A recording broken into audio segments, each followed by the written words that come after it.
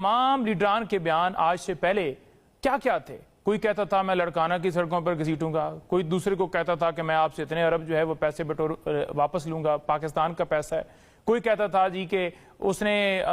ہمارے لیڈران کے حوالے سے تصویریں جو ہیں وہ پھینکی اور ہم ان کو نہیں چھوڑیں گے، کوئی کہتا تھا کہ یہ ملک لوٹ کے کھا گئے۔ دونوں کا اگر موازنہ کیا جائے تو ایک جو ہے 30-35 سال سے اور دوسرے 17 سال سے مختلف جگہوں پر یہ حکمران اس ملک کے رہے ہیں، اور انہوں نے ڈیلیور کیا کیا ہے عوام کے لیے، کیا دیا انہوں نے عوام کے لیے۔ یہ جو کہتے ہیں کہ ہم آپ کو لاڑکانہ لے کر جاتے ہیں، کوئی کہتا ہے جی ہم آپ کو ملتان لے کر جاتے ہیں، کوئی کہتا ہے جی ہم آپ کو سکھر لے کر جاتے ہیں، آپ گڑی